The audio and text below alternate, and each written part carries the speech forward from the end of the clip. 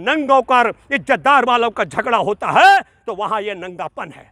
मैं आपके माध्यम से कहना चाहता हूं, माफी चाहते हुए बोल रहा हूं, भाजपा में यदि किसी को मूतने भी जाना हो तो भाजपा के सांसद और विधायक और एमपी के बाप की ताकत नहीं है कि नरेंद्र मोदी की इजाजत के बगैर। नरेंद्र मोदी से मैं मांग करता हूं कि नरेंद्र मोदी तोप का लाइसेंस दे मुझे, मैं तोप देता हूं। रमेश बिदुड़ी को अपने बाप की औलाद है तो उठाकर तोप से उड़ा कर सकते, क्योंकि देश में बाबा साहब की अध्यक्षता में बना हुआ संविधान है। लेकिन ये नंगापन कर सकते हैं, और नंगापन क्यों किया गया? की औलाद है रमेश बिदुड़ी तो दानिश अली पर तलवार चलाकर देखी। ना तो रमेश बिदुड़ी कोई नशा किया हुआ था, ना वो नशे में था, ना रमेश बिदुड़ी की उसे कटवा आतंकवादी और उसे मुल्ला कहने की और उसे संसद के बाहर देखने की। मैं हैरान हो रहा हूं, दानिश अली की मॉब लिंचिंग की धमकियां आ रही हैं। भारतीय जनता पार्टी के लोग, आरएसएस के लोग, आरएसएस के गुंडे जो देश में दानिश अली की मॉब लिंचिंग की ओर आगे बढ़ने की बात कर रहे हैं। जरा कल्पना कीजिए, अभी हमारे देश में G20 हुआ, उसमें दुनिया पर राज करने वाला, अंग्रेजों पर राज भारत का, भारतवंशी ऋषि सुनक वहां के प्रधानमंत्री हैं। वहां ईसाई बहुल देश है, दुनिया पर उसका राज रहा है, डंका बोलता है। लेकिन कहीं उन लोगों ने यह नहीं कहा कि हमारे गुलामों का वंशज एक हिंदू आकर के हम पर हमारे देश का प्रधानमंत्री कैसे बन सकता है। कमला हैरिस उपराष्ट्रपति है अमेरिका की, जरा कल्पना कीजिए हमारे भारतीय मूल की कमला हैरिस वहां पर उपराष्ट्रपति है। दुनिया के सबसे ताकतवर देश और लोकतंत्र में भारतीय मूल की बेटी वहां पर उपराष्ट्रपति है। अभी राष्ट्रपति की दौड़ में विवेक रामास्वामी एक हेली है, निकलो हेली, और हर्षवर्धन वो राष्ट्रपति की दौड़ में अमेरिका के अंदर है। तो जरा हम अपने जहन पर सोचें, अगर हमारे देश में जो संघ परिवार नफरतियों का गिरोह है, अगर इनके जैसी सोच के डीएनए के लोग अमेरिका में होते तो आज भारतीय मूल की बेटी वहां उपराष्ट्रपति नहीं होती। कमला हैरिस की मैं बात कर रहा हूं। भारतीय मूल का ऋषि सुनक वहां पर प्रधानमंत्री नहीं होता आज अंग्रेजों का, मैं इंग्लैंड की बात कर रहा हूं। और तब ऐसी स्थिति में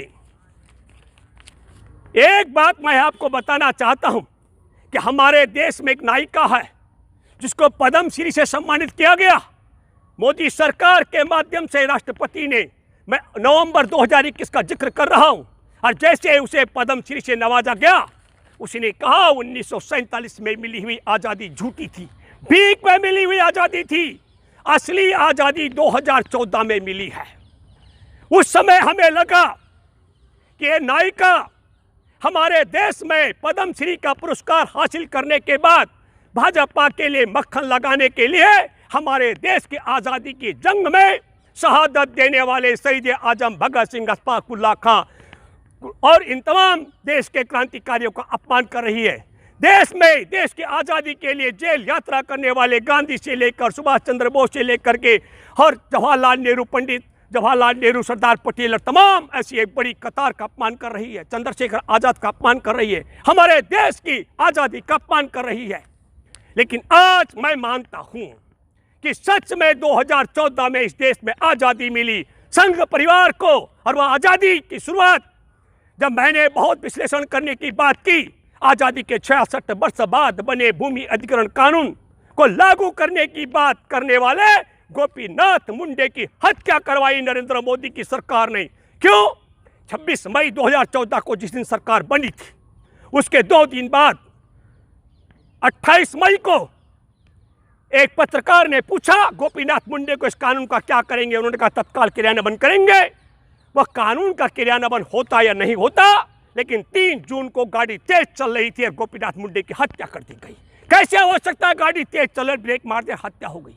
मैं मानता हूं कि आजादी मिली है, आजादी मिली है इन्हें संसद के अंदर, विपक्ष के सांसद को संसद के अंदर धमकी देने की, उसे कटवा आतंकवादी और उसे मुल्ला कहने की और उसे संसद के बाहर देखने की आजादी मिली है। इन्हें आजादी मिली है। हमारे देश में कौशल भी और उसके पति की हत्या का मैं जिक्र कर रहा हूं। 2005 में उस फेक एनकाउंटर की बात कर रहा हूं। उसमें तड़ी पार रह चुके अमित शाह को सजा होने वाली थी। 1 दिसंबर 2014 को जस्टिस लोया की हत्या कर दी गई। या आजादी मिली है। आजादी मिली है केंद्र में अच्छा कानून लागू कराने वाले मंत्री गोपीनाथ मुंडे की हत्या करने की। आजादी मिली है तड़ी पार रह चुके शख्स को सजा सुनाने से पहले जस्टिस लोया की हत्या करने का। मैं आपको बताना चाहता हूं, मॉब लिंचिंग की गई थी। झारखंड का जिक्र कर रहा हूं। अलीमुद्दीन की मॉब लिंचिंग करने वाले जब जमानत पर बाहर छूटे दोषियों का जिक्र कर रहा हूं, तो केंद्रीय मंत्री जयंत सिन्हा को आजादी मिली थी उनका स्वागत करने के लिए। हमारे देश में आजादी मिली थी। मैं कठुआ का जिक्र कर रहा हूं। 8 साल की गुजरों की वह मासूम बेटी जिसका अपहरण करके जम्मू के कठुआ में मंदिर में रखा गया था। उसके साथ बारी बारी से बलात्कार किया गया। बलात्कारी न केवल बलात्कार, उसे भूखा प्यासा रखा गया। जिस समय उसकी हत्या करनी थी, एक पुलिस ऑफिसर ने कहा हत्या करने से पहले मुझे एक बार और बलात्कार करने दो। और ऐसे बलात्कारी अपहरणकर्ताओं के पक्ष में तिरंगा यात्रा लेकर के, तिरंगा झंडा लेकर भाजपा के मंत्री उतरे थे। इन्हें आजादी मिली। बलात्कारी अपहरणकर्ता और हत्यारों के पक्ष में तिरंगा यात्रा की रैली निकालने की आजादी इनको मिली है। इनको आजादी मिली। हमारे देश के अंदर बिल्किस बानो का जिक्र कर रहा हूं, जिसकी 3 साल की मासूम बेटी की हत्या कर दी गई थी। उसकी मां और परिवार की 2 और महिलाओं के साथ गैंगरेप करके हत्या कर दी गई थी। उसके परिवार के 14 सदस्यों की हत्या कर दी गई है। उनके हत्यारे बलात्कारी दंगाइयों को 15 अगस्त 2022 को रिहा करने की आजादी मिली है। संघ परिवार को मैं मानता हूं कि कंगना रनौत ने ठीक कहा है, इस देश में आजादी मिली है एक विशेष गिरोह को। मैं जिक्र कर रहा हूं निर्भया 2 कांड की। फरवरी 2012 का उत्तराखंड मूल की बेटी किरण नेगी, उसके साथ में उसके जिस्म में उसके प्राइवेट पार्ट को जलाया गया था। उसके प्राइवेट पार्ट के अंदर कांच की बोतल तोड़ी गई थी। उसके पूरे शरीर में 28 से ज़्यादा निशान थे। उसे बलात्कार करने वाले, बर्बर तरीके से मारने वाले, आपको बता दूं मनमोहन सिंह की सरकार के कार्यकाल में फरवरी 2014 में उन्हें फांसी की सजा सुनाई गई थी और उन्हें 2022 के नवंबर में रिहा कर दिया गया। फांसी की बजाय बाइज्जत बरी कर दिया गया। ये आजादी मिली है संघ परिवार की सरकार को। बलात्कारी अपहरण करना, बर्बरता के साथ में बेटी का खत्म कर देना, ये आजादी मिली है। एक अभी सितंबर 2022 का जिक्र कर रहा हूं। विनोद आर्य भाजपा के जो नेता है, उनके रिजॉर्ट में अंकिता भंडारी ने वेश्यावृत्ति को के धंधे में जाने के मना कर दिया। एक वीआईपी को बचाने के लिए, ताकि उस वीआईपी का नाम अंकिता भंडारी अपनी जुबान पर न ला सके, उसकी हत्या करने की आजादी संघ परिवार की सरकार और उसके गुंडों को दी गई है। यह आजादी मिली है। तब हमारे लिए ये सोचने और समझने की बात है। आप हम सब सोचे कि प्रधानमंत्री ने कहा था कि यह कुछ ऐतिहासिक होने वाला है। ऐतिहासिक भी क्या हुआ? कंगना रनौत को बुलाया गया। वही कंगना रनौत किसने कहा कि 1947 में भीख में आजादी मिली थी, उसे संसद में नए सत्र में आमंत्रित किया गया।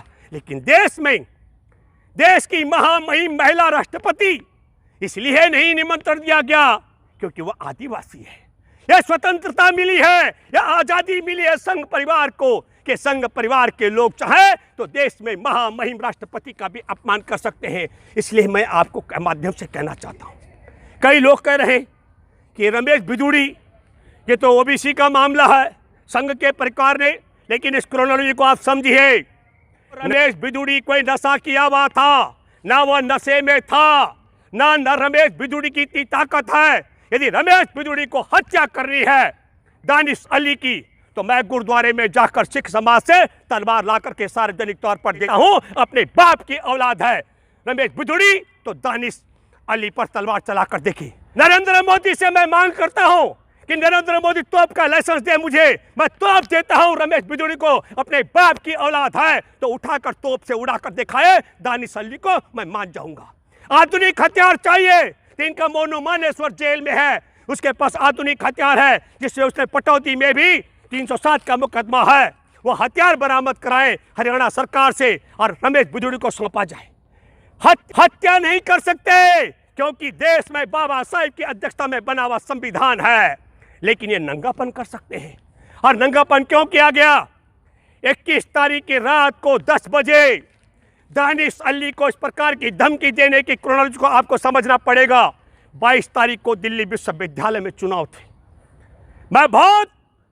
मैं आपके साथ बात तो कर रहा हूं मेरे प्यारे देशवासियों, पर मुझे बहुत बड़ा झटका लगा, बहुत बड़ा आघात लगा। मैंने ये जरूर मानता हूं, प्रामाणिक तौर पर कहता हूं, जब देश में इज्जतदार लोग, देश में बाबा साहेब की अध्यक्षता में बने संविधान का सम्मान करने वाले, माँ बहन बेटियों का सम्मान करने वाले, दलित आदिवासी महिला किसान मजदूरों का सम्मान करने वाले एक तरफ हो और दूसरी तरफ संघ परिवार जैसे नंगे हो जो कुछ भी कर सकते हो।